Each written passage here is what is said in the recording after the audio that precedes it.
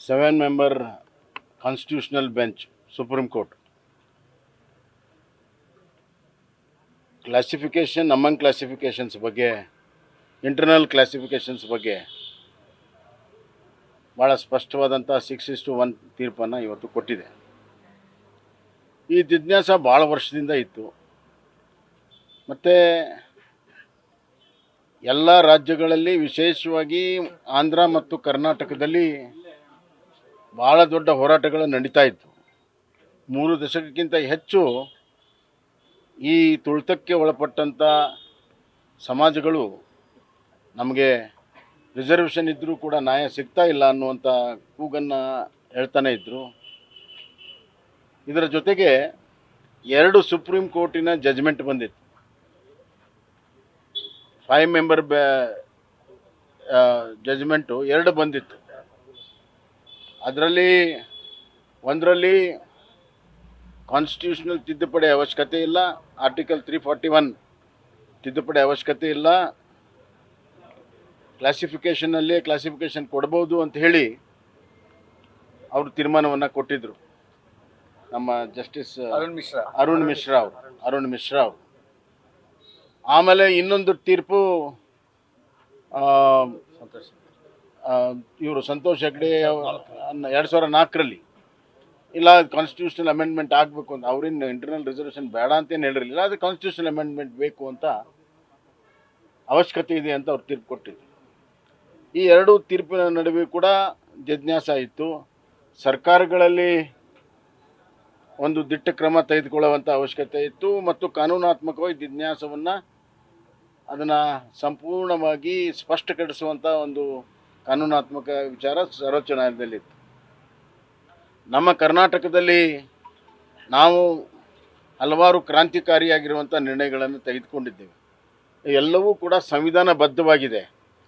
ಸಂವಿಧಾನಬದ್ಧವಾಗಿ ಜನಸಂಖ್ಯೆಗೆ ಅನುಗುಣವಾಗಿ ರಿಪ್ರೆಸೆಂಟೇಷನ್ ಕೊಡಬೇಕು ರಿಸರ್ವೇಷನಲ್ಲಿ ಅಂತ ಏನು 341 ಹೇಳ್ತದೆ, ಅದರ ಅನುಗುಣವಾಗಿ ಇವತ್ತು ನಾವೆಲ್ಲ ವಿಪಕ್ಷಗಳನ್ನು ಸೇರಿಸಿ ನಮ್ಮ ಕಾಲದಲ್ಲಿ ಅಸೆಂಬ್ಲಿಯಲ್ಲಿ ನಾವು ಅದನ್ನು ಆ್ಯಕ್ಟ್ ಮಾಡಿ SC STಗೆ ಹೆಚ್ಚಿಗೆ ಮಾಡಬೇಕು, STಗೆ 7% ಮತ್ತು SCಗೆ 17% ಮಾಡಬೇಕು ಅನ್ನುವಂಥ ಒಂದು ಮಹತ್ವದ ಒಂದು ತೀರ್ಮಾನ ಮಾಡಿದ್ದೇವೆ. ಅದು ಕೂಡ ಬರುವಂಥ ದಿನಗಳಲ್ಲಿ ಎಲ್ಲ ಕಡೆ ಚರ್ಚೆಯಾಗಿ, ಪಾರ್ಲಿಮೆಂಟಲ್ಲೂ ಚರ್ಚೆಯಾಗಿ ಒಂದು ಇತ್ಯರ್ಥ ಆಗುವಂಥ ಸಂದರ್ಭ ಇದೆ. ಆ ಎಲ್ಲ ಹಿನ್ನೆಲೆಯಲ್ಲಿ ನಾವು ಇದನ್ನು ಯಾವ ರೀತಿ ಮಾಡ್ಬೋದು ಇಂಟರ್ನಲ್ ರಿಸರ್ವೇಷನ್ ಅನ್ನುವಂಥ ಶಿಫಾರಸನ್ನು ಮಾಡಿದ್ದೇವೆ. ಅದೇ ಪ್ರಿನ್ಸಿಪಲ್ಗಳನ್ನು ಇವತ್ತು ಸುಪ್ರೀಂ ಕೋರ್ಟ್ ಎತ್ತಿ ಹಿಡಿದಿದೆ. ಈ ಸಂದರ್ಭದಲ್ಲಿ ಒಂದನ್ನು ಹೇಳಕ್ಕೆ ಇಚ್ಛಪಡ್ತೇನೆ, ಇನ್ನು ಉಳಿದಂಥ ಸಮಾಜಗಳಿಗೂ ಕೂಡ ನಾವು ನ್ಯಾಯವನ್ನು ಕೊಟ್ಟಿದ್ದೇವೆ. ಇತರ SC ST ಮತ್ತು ಏನು 5 ಪಂಗಡ ಇರುವಂಥ SC ST, ಬೋವಿ, ಲಮಾಣಿ, ಕೊರ್ಚಾ, ಕೊರ್ಮ ಇತ್ಯಾದಿಗಳಿಗೂ ಕೂಡ ರಿಸರ್ವೇಷನನ್ನು ಹೆಚ್ಚಿಗೆ ಮಾಡಿ 4.5% ಮಾಡಿ ಅವ್ರಿಗೂ ಕೂಡ ನ್ಯಾಯವನ್ನು ನಾವು ಕೊಟ್ಟಿದ್ದೇವೆ. ಇವತ್ತು ವಿಶೇಷವಾಗಿ ಈ 5 ಸಮುದಾಯಗಳು SC ಲಿಸ್ಟ್ನಿಂದ ತೆಗಿಬೇಕು ಅಂತ ಮಾಡಿದ್ರು. ಲಮಾಣಿ, ಬೋವಿಗಳ ಎಲ್ಲವನ್ನು ಕೂಡ ಕೊರ್ಚಾ, ಕೊರ್ಮ ತೆಗಿಬೇಕು ಅಂತ ಹೇಳಿ ಕಾಂಗ್ರೆಸ್ ಪಕ್ಷದ ಒಬ್ಬ ಬೆಂಬಲಿಗರು ಸುಪ್ರೀಂ ಕೋರ್ಟಿಗೆ ಹೋಗಿದ್ದರು. ಸುಪ್ರೀಂ ಕೋರ್ಟು SC ಆಯೋಗಕ್ಕೆ ಅಭಿಪ್ರಾಯ ಕೇಳಿತ್ತು, SC ಆಯೋಗ ಕರ್ನಾಟಕ ಸರ್ಕಾರಕ್ಕೆ ಕೇಳಿತ್ತು. ಆದರೆ ಯಾವುದೇ ಸರ್ಕಾರ ಅದರ ಬಗ್ಗೆ ಸ್ಪಷ್ಟ ನಿಲುವು ಇರಲಿಲ್ಲ. ಆದರೆ ನಾವು ಭಾಳ ಸ್ಪಷ್ಟವಾಗಿ ನಿಲುವನ್ನು ತೆಗೆದುಕೊಂಡಿದ್ದೇವೆ. ಮೈಸೂರು ಮಹಾರಾಜ ಕಾಲದಿಂದ ಈ ರಿಸರ್ವೇಷನಲ್ಲಿ ಬರ್ತವೆ. ಹೀಗಾಗಿ ಇವು ಎಲ್ಲಿವರೆಗೂ ರಿಸರ್ವೇಷನ್ ಇರ್ತದೆ ಅಲ್ಲಿವರೆಗೂ SC ಲಿಸ್ಟಲ್ಲಿ ಬೋವಿ, ಲಮಾಣಿ, ಕೊರ್ಚಾ, ಕೊರ್ಮ ಮತ್ತು ಇತ್ಯಾದಿಗಳು SCಯಲ್ಲೇ ಇರಬೇಕು ಅಂಥೇಳಿ ಸ್ಪಷ್ಟವಾದಂಥ ನಿಲುವನ್ನು ತೆಗೆದುಕೊಂಡು ಅವ್ರಿಗೂ ಕೂಡ ನ್ಯಾಯವನ್ನು ಕೊಡುವಂಥ ಕೆಲಸ ಮಾಡಿದ್ದೇವೆ. ಹೀಗೆ ತುಳಿತಕ್ಕೆ ಒಳಪಟ್ಟಂಥ ಜನಕ್ಕೆ ಇವತ್ತು ಒಂದು ಅವಕಾಶ ಬೇಕಾಗಿದೆ. ಆ ಅವಕಾಶವನ್ನು ಕೊಡುವಂಥ ಒಂದು ತೀರ್ಮಾನ ಇದಾಗಿದೆ. ಶಿಕ್ಷಣ ಮತ್ತು ಉದ್ಯೋಗ, ಇದರಲ್ಲಿ ಅವರಿಗೆ ಹೆಚ್ಚಿನ ಅವಕಾಶಗಳು ಸಿಕ್ಕರೆ ಇದು ಸಂಪೂರ್ಣ ಭಾರತದ ಅಭಿವೃದ್ಧಿಯ ಕಥೆ ಆಗ್ತದೆ. ಇಲ್ಲದೇ ಇದ್ದರೆ ಇದು ಸಂಪೂರ್ಣ ಭಾರತದ ಅಭಿವೃದ್ಧಿ ಆಗೋದಿಲ್ಲ. ಈ ಸಮುದಾಯಗಳು ಅಭಿವೃದ್ಧಿ ಹೊಂದಿದಾಗ ಸ್ವಾವಲಂಬನೆಯ ಸ್ವಾಭಿಮಾನದ ಬದುಕನ್ನು ಅವರು ನಡೆಸಿದಾಗ, ಅವರ ಮಕ್ಕಳಿಗೆ ಉತ್ತಮವಾದಂಥ ಭವಿಷ್ಯ ಇದ್ದಾಗ ಅದು ಭವ್ಯ ಭಾರತದ ನಿರ್ಮಾಣಕ್ಕೆ ಸಂಪೂರ್ಣತೆಯನ್ನು ತರ್ತದೆ. ಆ ಹಿನ್ನೆಲೆಯಲ್ಲಿ ಆ ಪ್ರಿನ್ಸಿಪಲ್ ಮೇಲೆ ಅಂಬೇಡ್ಕರ್ ಅವರ ಮನದಾಳದ ಪ್ರಿನ್ಸಿಪಲ್ ಏನಿದೆ ಸಂವಿಧಾನದಲ್ಲಿ ಅವ್ರು ಏನು ಅಳವಡಿಸಿದ್ರು 341 ಅದಕ್ಕೋಸ್ಕರನೇ ಅವರು ಆ ಒಂದು ಸೆಕ್ಷನನ್ನು ಆರ್ಟಿಕಲನ್ನು ತಂದಿದ್ದರು. ಅದನ್ನು ಇವತ್ತು ಸುಪ್ರೀಂ ಕೋರ್ಟ್ ಎ ಮುಖಾಂತರ ಮತ್ತೊಮ್ಮೆ ಮಗದೊಮ್ಮೆ ಅಂಬೇಡ್ಕರ್ ಅವರ ಒಂದು ಚಿಂತನೆಗೆ ಇವತ್ತು ಭಾಳ ದೊಡ್ಡ ಒಂದು ರಿಕಗ್ನೇಷನ್ನು ಬೆಂಬಲ ಇವತ್ತಿನ ಕಾಲದಲ್ಲಿ ಸುಪ್ರೀಂ ಕೋರ್ಟ್ ಕೊಟ್ಟಿದೆ. ಸುಪ್ರೀಂ ಕೋರ್ಟು ಸಾಮಾಜಿಕ ನ್ಯಾಯ ಕೊಡುವುದರಲ್ಲಿ ಅತ್ಯಂತ ಯಶಸ್ವಿಯಾಗಿದೆ. ಅಭಿನಂದನೆಯನ್ನು ಸಲ್ಲಿಸ್ತೀನಿ. ಇದನ್ನು ಸ್ವೀಕಾರ ಮಾಡ್ತೀನಿ. ಸಿದ್ದರಾಮಯ್ಯನವರು ಹೇಳ್ತಾರೆ ಬಿಜೆಪಿ ಚುನಾವಣಾ ಮುನ್ನ ಒಂದು ನಿಮಿಷ ಕೇಳು. ನಾವು ಚುನಾವಣೆ ಮುಂಚೆ ಮಾಡಿದ್ವಿ. ನನಗಿದ್ದಿದ್ದು 2 ವರ್ಷ. ಸಿದ್ದರಾಮಯ್ಯ 5 ವರ್ಷ ಇದ್ನಲ್ಲಪ್ಪ ಹಿಂದೆ. ಯಾಕೆ ಮಾಡಲಿಲ್ಲ? ಅಲ್ಲಿ ಹುಬ್ಬಳ್ಳಿಯಲ್ಲಿ ಸಮಾವೇಶಕ್ಕೆ ಬಂದು ಒಂದು ಶಬ್ದನೂ ಮಾತನಾಡದೆ ಓಡಿ ಬಂದ್ರಲ್ಲ SC ಸಮುದಾಯದ ಸಮಾವೇಶದಲ್ಲಿ. 5 ವರ್ಷ ಇತ್ತಲ್ಲ, ಯಾಕೆ ಮಾಡಲಿಲ್ಲ? 10 ಜನ ತೀರ್ಕೊಂಡ್ರು ಈ ಹೋರಾಟದಲ್ಲಿ, ಯಾಕೆ ಮಾಡಲಿಲ್ಲ? ನಮಗೇನು ಬುದ್ಧಿ ಹೇಳ್ತಾರೆ? ನಾವು ಇದ್ದಂಥ ಸಮಯದಲ್ಲಿ ಅದಕ್ಕೆ ಸಂಪೂರ್ಣತೆಯನ್ನು ತೊಗೊಂಡು ಬಂದು ಎಷ್ಟು ಕೆಲಸಗಳನ್ನು ಮಾಡಿದ್ದೀವಿ. ಕ್ಯಾಬಿನೆಟ್ ಸಬ್ ಕಮಿಟಿ ಮಾಡಿ ವರದಿ ಬಂದು ಒಂದು ದಿವಸದಲ್ಲಿ ಆ ನಿರ್ಣಯವನ್ನು ಮಾಡಿದೆ. ಒಂದು ದಿವಸ ತಡ ಮಾಡದೆ ಮಾಡಿದ್ದೇವೆ. ಇದು ನಮ್ಮ ಬದ್ಧತೆ. ಮೂಢ ಹಗರಣದಲ್ಲಿ ಇಂಪ್ಲಿಮೆಂಟ್ ಆಗಿ ಎಷ್ಟು ದಿನ ಬೇಕಾಗುತ್ತೆ? ಯಾಕಂದ್ರೆ ಸುಪ್ರೀಂ ಕೋರ್ಟ್ ಹೇಳಿದೆ ರಾಜ್ಯ ಸರ್ಕಾರ ಸರ್ಕಾರ ಮನಸ್ಸು ಮಾಡಿದರೆ ವಿದೌಟ್ ಎನಿ ಟೈಮ್ ಕೂಡಲೇ ತತ್ಕ್ಷಣ ಇಂಪ್ಲಿಮೆಂಟನ್ನು ಮಾಡ್ಬೋದು. ಈಗ ಇದೇ ಕಾಂಗ್ರೆಸ್ ನೇತೃತ್ವ ಇರುವಂಥ ತೆಲಂಗಾಣ ತತ್ಕ್ಷಣ ಇಂಪ್ಲಿಮೆಂಟ್ ಮಾಡ್ತೀವಿ ಅಂತ ಹೇಳಿದ್ದಾರೆ.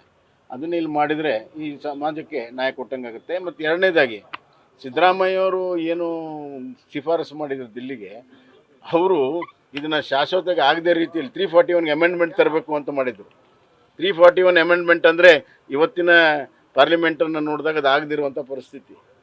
341 ಅಮೆಂಡ್ಮೆಂಟ್ ಮಾಡಿ ಅಂತ ಹೇಳಿದವರು ಇವತ್ತು ನಾವು ಯಾವ ಸಂದರ್ಭದಲ್ಲಿ ಶಿಫಾರಸು ಮಾಡಿ ನಾವೇನು 341 ಅಮೆಂಡ್ಮೆಂಟ್ ಮಾಡಿ ಅಂತ ಹೇಳಿಲ್ಲ. ನಮಗಿರೋಂಥ ಅವ್ರಿಗಿರೋ ವ್ಯತ್ಯಾಸ ಇದೆ. ನಮ್ಮ commitment without any constitution amendment it can be done. That's what 341 ಪ್ರೈಸೋ ಸೇಸ್. ಅದನ್ನು ನೋಡೋಕ್ಕೆ ಇರಲಿಲ್ಲ ಅವರು. 341 ಅಮೆಂಡ್ಮೆಂಟ್ ಮಾಡಿ ಅಂದರೆ ಮತ್ತೆ ಇವರಿಗೆ ಮೂಗಿಗೆ ತುಪ್ಪ ಹಚ್ಚೋ ಕೆಲಸ ಮಾಡಿ. ಅಷ್ಟೇ ಅಲ್ಲ, ಬೊಮ್ಮಾಯಿ ಅವರು ಇನ್ನೊಂದು ದಿಟ್ಟ ನಿರ್ಧಾರ ತಗೊಂಡದ್ದು 15% ಇದ್ದದ್ದು 17%ಗೆ ಮೀಸಲಾತಿ ಹೆಚ್ಚು ಮಾಡಿದರು. 3% ಎಷ್ಟಿಗೆ ಇದ್ದದ್ದನ್ನು 7%ಗೆ ಮಾಡಿದರು. ಜನಸಂಖ್ಯೆಗೆ ಅನುಗುಣವಾಗಿ ಮೀಸಲಾತಿ ಸೌಲಭ್ಯವನ್ನು ವಿಸ್ತರಣೆ ಮಾಡಿರ್ತಕ್ಕಂಥ ಶ್ರೇಯಸ್ಸು ಮತ್ತು ಕೀರ್ತಿ ಬಸವರಾಜ ಬೊಮ್ಮಾಯಿ ಅವ್ರ ಸರ್ಕಾರಕ್ಕೆ ಬರ್ತದೆ. ಅದನ್ನು ನೀವು ನೋಡ್ಬೇಕು. ಮೂಢ ವಿಚಾರದಲ್ಲಿ ಆಗ್ತಾ ಇದೆ ಅಂತ ಕಾಂಗ್ರೆಸ್ ನಾಯಕರು ಆರೋಪ ಮಾಡ್ತಾ ಇದ್ದಾರೆ. ರಾಜ್ಯಪಾಲರ ಮೂಲಕ ಸರ್ಕಾರವನ್ನು ಅಸ್ಥಿರಗೊಳಿಸುವ ಪ್ರಯತ್ನವನ್ನ ಕೇಂದ್ರ ಬಿಜೆಪಿ ನಾಯಕರು ಮಾಡ್ತಾ ಇದ್ದಾರೆ ಅಂತ. ಹಿಂದೆ the great Hansraj Basavaraj most controversial and questionable governor. Congress ಸರ್ಕಾರ UPA ಸರ್ಕಾರ ಇತ್ತು. ಇಲ್ಲಿ ದಿ ಗ್ರೇಟ್ ಹಂಸರಾಜ್ ಬಸವರಾಜ್ ಇದ್ದ.